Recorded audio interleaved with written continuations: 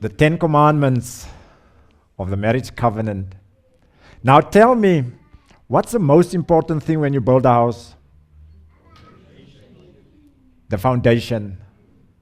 If the foundation is weak, then later on the house will develop cracks and maybe it will even collapse. Now, in our marriage, we need to lay a solid foundation, because if the foundation is weak, it will also develop cracks.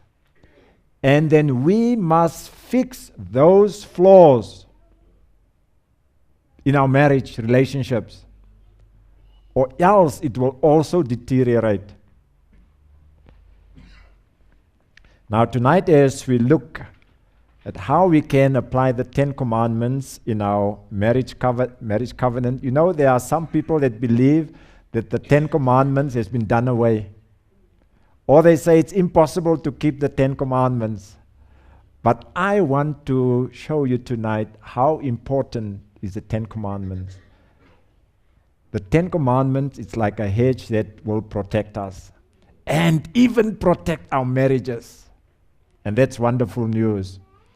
The verse that I want to leave with you tonight, Proverbs 3 verse 1 and 2. My son, do not forget my law, but let your heart keep my commands. For length of days and long life and peace they will add to you. So if you want to experience peace and joy and happiness and success in your marriage, this is the recipe. The Ten Commandments.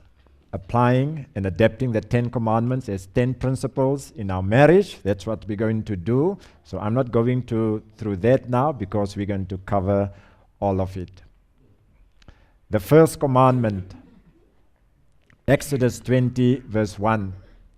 You shall have no other gods before me. Here God summons the Israelites to be loyal to Him alone. This God who brought them out of slavery into the promised land. In this commandment, God appeals to us to put Him first. Have no other gods before me. Put me first in your affections. We must not put our trust in people, in our knowledge, in our position, but we must put God first. And if we apply this to our marriage covenant, the first commandment calls us to give exclusive loyalty to my spouse. If we can just do that, the first commandment, give exclusive loyalty to your spouse. In practice, this means by making my spouse the most important person in my life. But God first, then my spouse. Because if you don't have God first, then you will also experience challenge. But my spouse is the most important person in my life besides God. Now, you can recall the previous nights, I also mentioned this, that when you get married, last night, my spouse is my neighbor, and then the children, and then next door, and then the family members. So when you get married, it's no longer the parents and the brothers and sisters and your friends first, but your spouse. So we must not allow such matters of as professional pursuits, our friends, our work, come in between. They must not take first place. And we know many neglect their spouses. You know, it's a cry of many a woman. Time. We don't spend time together because he's working overtime all the time. Put our spouse first. Okay, let's carry on. Yeah. The first commandment then calls us to give unconditional and exclusive loyalty to our spouse. Do you think this will make a big difference in our marriages if we apply the first commandment? Yes. The second commandment, Exodus 20:4-5. You shall not make unto yourself any graven image. You shall not bow down to them and worship them. So, we should not make anything that will take the place of God and worship it. So, applied to the marriage covenant, the second commandment enjoins us to be truthful and faithful to our spouses. Now, as we are sometimes unfaithful towards God, so we can become unfaithful towards our spouses as well. By making false images, in our minds. Nowadays, in the times that we are living in, if you drive down the road, you see the billboards and these advertising boards, and you see half-naked women, and you walk down the street, you look into the shop's window and the magazines, and now in your minds, you form a picture of this ideal wife or spouse. Don't do that. Those ladies, they don't do anything else. Those on the front covers of the magazines. And there's 5 or 6 people taking care of her before she go and pose for that photo. While your wife must work and see that your clothes is done, there's food, the house is clean. So don't form these pictures in your mind about this ideal spouse. Don't compare your spouse with anybody else. It may also mean making an idol of social relationships. Anything else that's more important outside of marriage. This would include forming relationships with friends and relatives that are closer than those with one spouse. The second commandment then summons us to be truthful and faithful to our spouse by not making idols of anything that can weaken our marriage relationships of ours. The third commandment, you shall not take the name of the Lord your God in vain. It means that we must show reverence to the name of God. That we must not profane or just carelessly or unnecessarily use the name of God. Now, how can we apply this to our marriage covenant? The third commandment summons us to respect and honor our spouse in public and in private. How do we treat our spouses sometimes? In public, we just shut them up. We don't show respect for them. So let us be careful. Applying this to the marriage covenant, the third commandment summons us to respect and honor our spouse. It means avoiding belittling our spouses. And sometimes we even do it in front of the children. Sometimes we just take our spouses for granted. They're not like the furniture in the house that we can just move around as we please. Or treat them like a piece of furniture. So don't take the presence of your spouse for granted. The third commandment then enjoins us to show respect towards our spouses by avoiding words and actions that will hurt them. The fourth commandment calls us to honor God by consecrating the Sabbath time to Him. Exodus 28:10.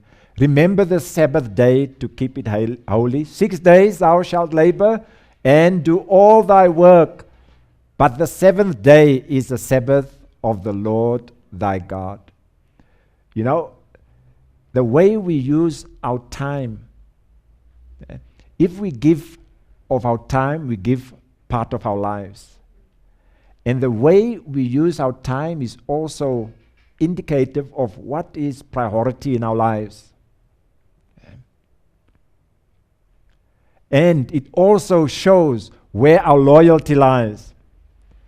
So by keeping the Sabbath holy, we show to God that we not only give Him lip service, but that we are willing to serve Him, to sacrifice part of our lives as we sacrifice part of our time. So time is the essence of our lives.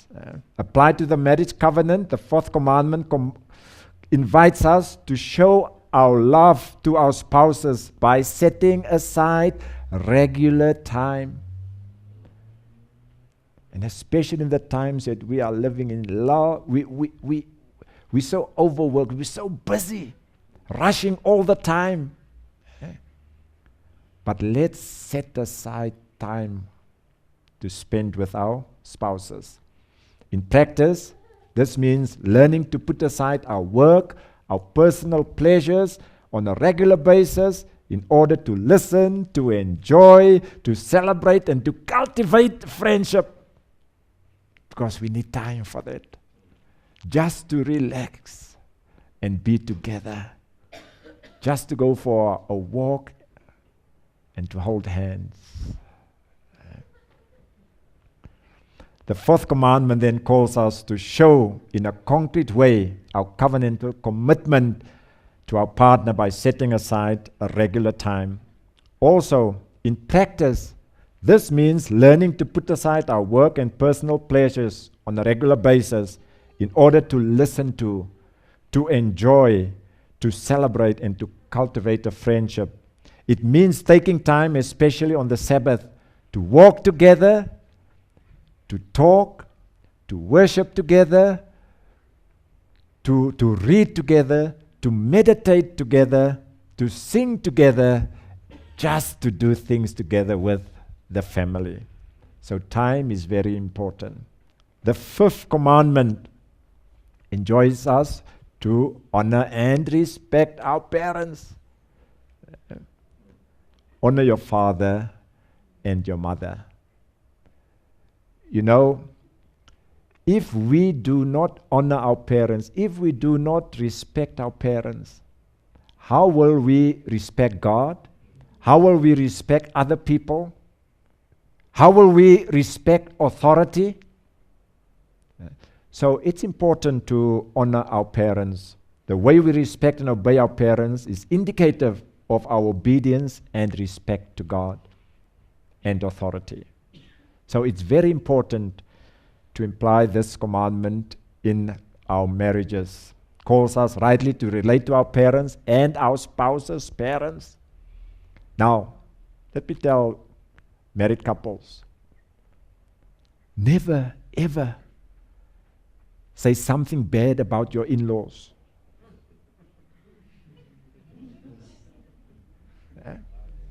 Because that's your wife's parents, that's your husband's parents. Don't say anything bad about them. Even if they treat you bad, just say the good things.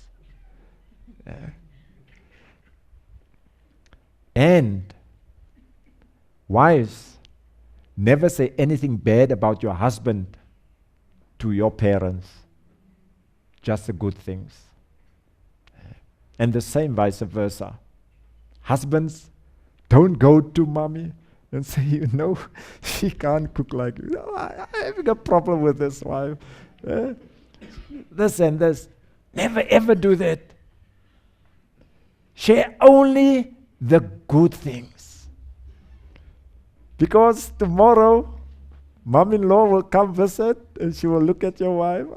I know your husband shared things with me. You don't know that. I know. And then it will lead to a breakdown in communication and a breakdown in the relationship. But let's honor our parents. And let's just try to invite them over too. But if they come and visit, don't allow them to control you. Sometimes mother-in-laws come and visit and then they want to rearrange everything. Or they just know the best how to rear the children. No. Okay? You set the rules in your house. And they must respect it. Okay? If we remember how we were brought up, how our parents hit us. In that time when I grew up, I'm not so old yet, but electricity just came in the suburb where I grew up. It was the wooden stove. And I was not always good. And my mother will use a piece of wood or the hose pipe and she will eat us.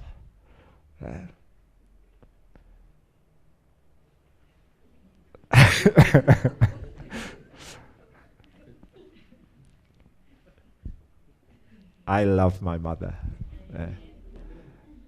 That's why I'm the person today what I am, by God's grace and the discipline of my mother. But nowadays we don't do that. We sit down with our children and we talk to them. And maybe that's a mistake too. The Sixth Commandment orders us to respect others by not taking their lives. Exodus 20 verse 13, you shall not kill. Now if you read in the New Testament, I want to share two verses with you. Matthew 5:21 and 22. Ye have heard that it was said by them of old time, thou shalt not kill. And whosoever shall kill shall be in danger of judgment. Now listen to verse 22.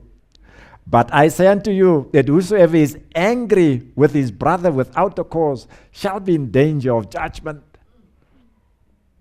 Angry. Sometimes husband and wife, there's such a lot of anger.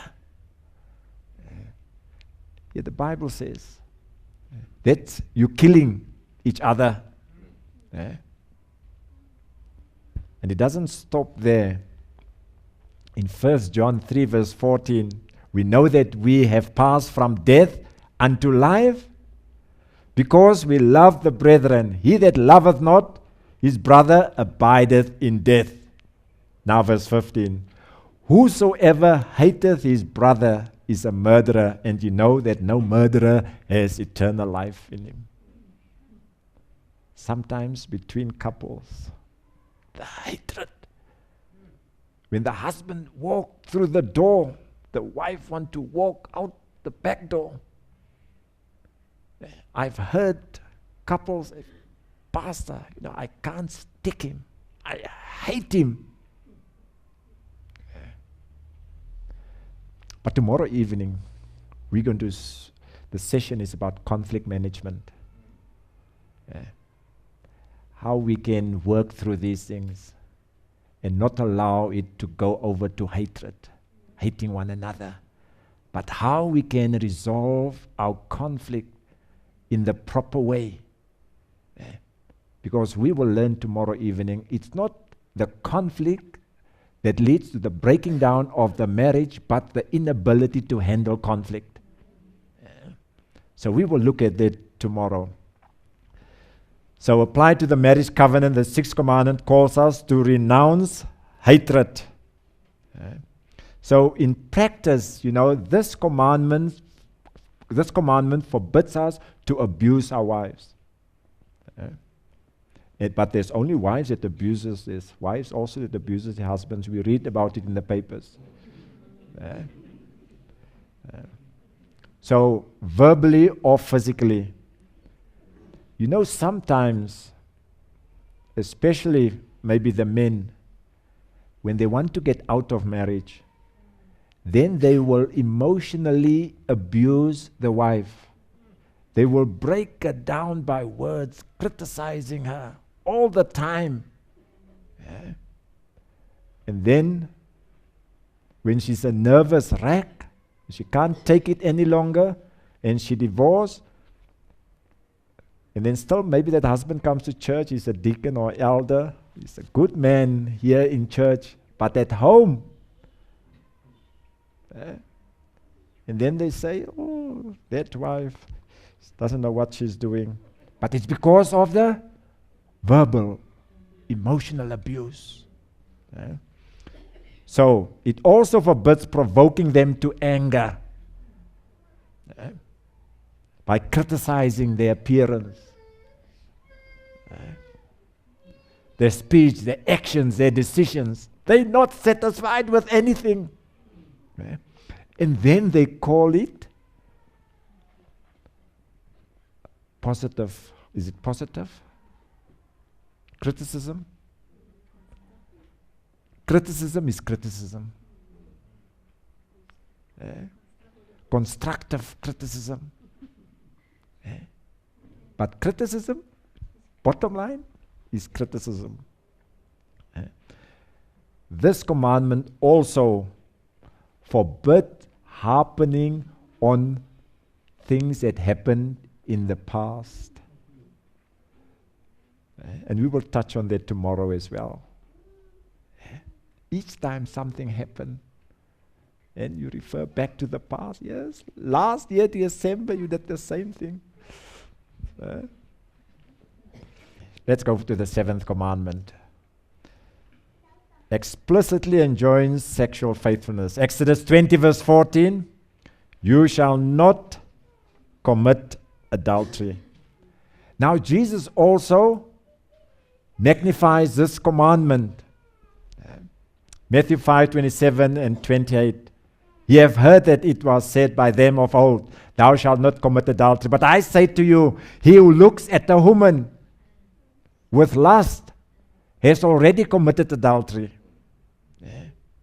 So it all starts here in the mind, not with the act necessary. And that's why we must be so careful what we look at. And I've mentioned in the previous sessions that we must be faithful to our wives, to our spouses. The thoughts, the minds, as well as bodily, physically. We should not seek sexual experiences outside of marriage. And therefore, wives, we will touch on this tomorrow even as well, but many a time, she's so cross with her husband, and then she will tell him, for the next 2 months, nothing out for you. That's your punishment. So never withhold sex from your husband as punishment. Last night we heard, you must obey your husband in everything. Because that will drive him away.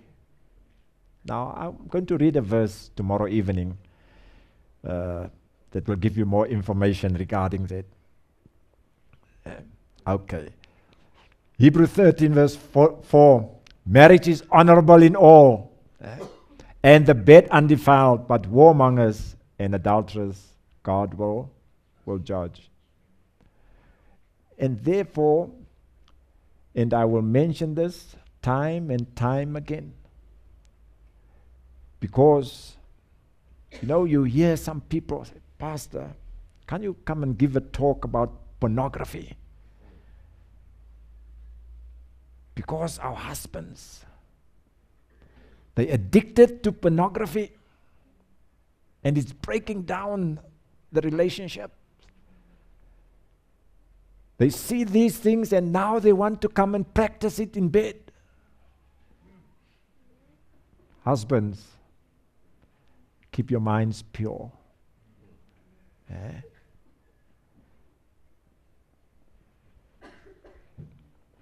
The seventh commandment then calls us to honor our marriage covenant by being sexually faithful to our spouses. The eighth commandment enjoins us to respect others by not stealing what rightly belongs to them. You shall not steal. Now, how do we steal from our spouses? Sometimes we borrow money and we never give it back.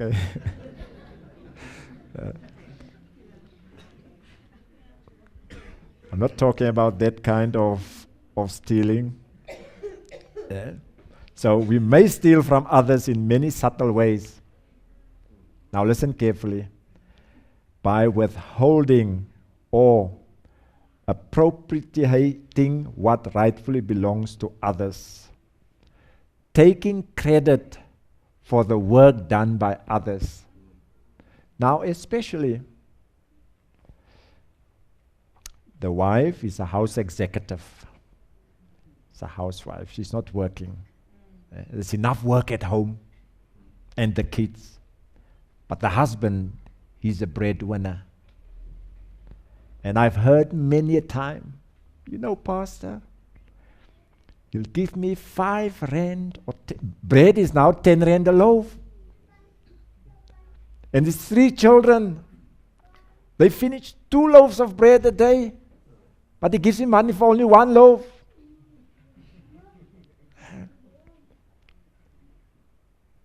Or he will go do the shopping when he gets paid from work. He doesn't give me money. Husbands, what rightly belongs to your wife. If you're the breadwinner, your wife is at home, you sit down together and you find out what her needs are. Because you want your wife to be pretty as well. You doesn't want her to worry about anything. So give her enough money. Withholding, robbing others of their reputation through slanderous gossip. That's also robbing others. Then also by depriving others of remuneration or consideration they have a right to expect. So don't do that. Also in practice, it means that we must not deprive our spouses of the right to make their decisions by demanding a complete community of property. When we get married, it's 2 individuals, different individuals coming together. Don't try to make your spouse like you. Sometimes some husbands want to control their spouses. And sometimes the wives want to control their husbands. The husband can't even move out to spend a few hours just watching a soccer game. Then every 5 minutes the cell phone will ring. No, sometimes even our wives, they need that time to spend with other ladies. And they will have a good time together. They will cry and they will laugh and she will come back. Oh, it was so wonderful. So let us not control one another, but allow each other some space. Because we need it.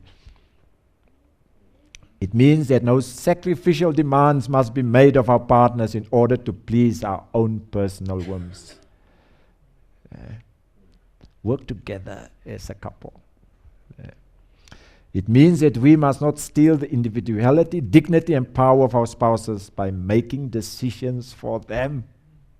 And it happens. Allow them to make their decisions, and sometimes it's wrong. It's not going to work. But in any case, say, okay, let's see. If it doesn't work, here's my input. But if you're always going to make the decisions, no, it's not going to work out.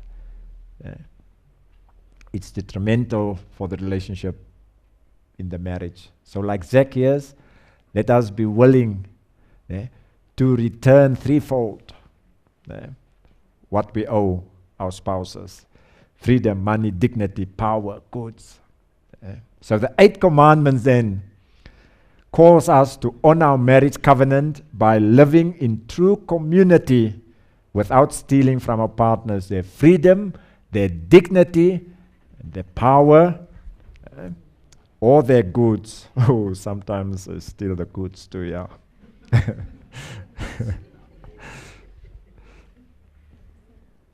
The Ninth Commandment enjoins us to respect others by speaking truthfully about them. You shall not bear false witness against your neighbor. What does that mean? This commandment is violated by speaking evil of others. So as husband and wife, don't speak evil. And especially, don't speak out of your bedroom to others. Do you know sometimes when you experience some challenges in your marriage, and now the husband's at work and he starts sharing with the secretary, and the more he shares, the more, yes, it seems as if she feels pity for him. Oh, he's got such a terrible wife at home.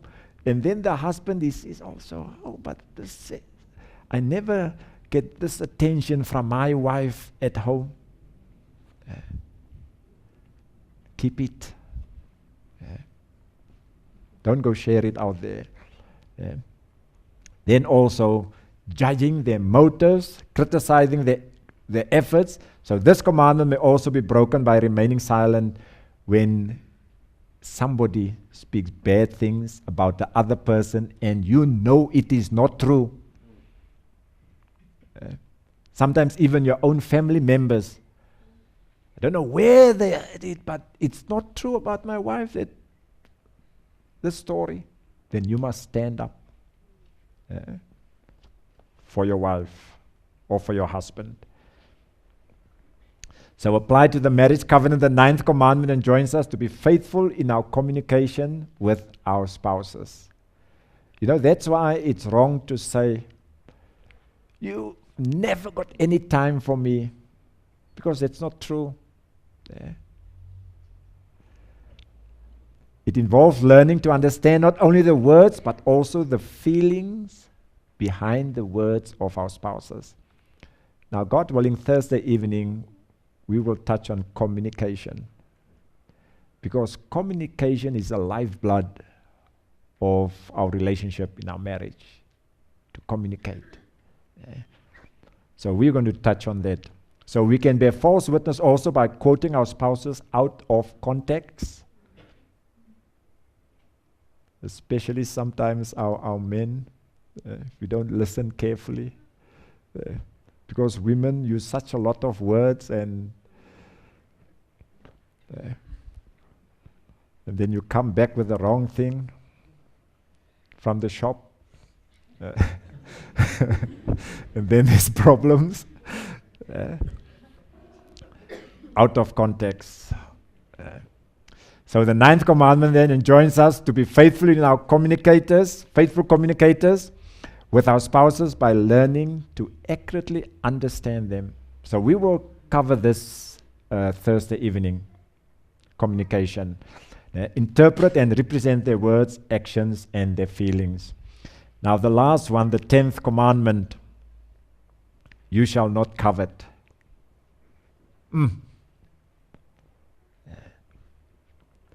Applied to the marriage covenant, the 10th Commandment enjoins us to be content and to be grateful for what we have. With your wife, with your husband, be content. Though after some years, because of the good life that you're giving her, the chocolates, they will put on some weights, you get shorter and broader. Be content. Some of us men, we lose our hair, we get grey. There's nothing that we can do about it. Be content.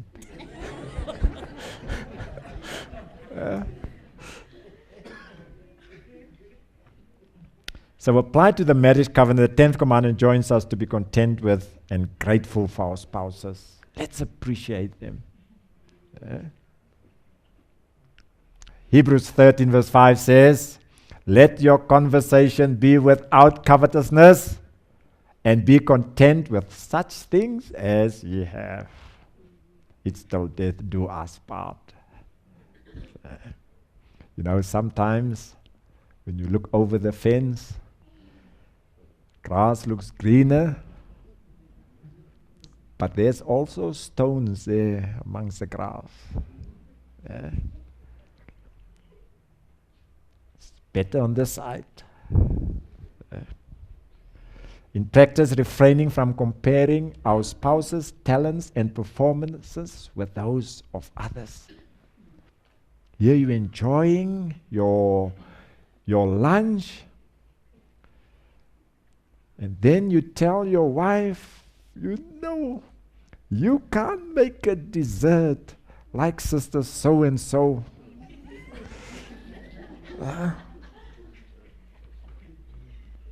But then your wife makes much better fat cake than sister so-and-so. Don't compare. Don't compare her hairstyle with sister so-and-so. Or her talents. Appreciate your wife. Appreciate your husband. So many a times I've mentioned that one of my favorite verses, Ecclesiastes 9 verse 9, live joyfully with the wife of your youth. It's your portion for the rest of your vain life here on earth. So God brought us together as husbands and wives to enjoy one another. And that's why marriage is so wonderful, isn't it, Liz? Yes. Live joyfully. Love each other. Treat each other with respect. So the 10th commandment then enjoins us to be content with our spouses by resisting the temptation to look for greener pastures on the other side of the fence. So friends, we see that for Christian marriage to be successful, if we apply these 10 principles, the 10 commandments in our marriage, it will guarantee a great deal of success. So let us be commitment and keep those words in mind. To put asunder, let us not put asunder. The marital union is established by God.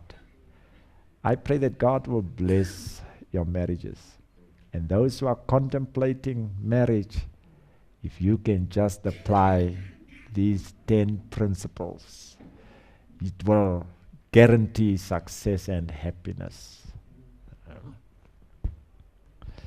Honoring our marriage covenant is fundamental to the stability of our family, the society, and also the church.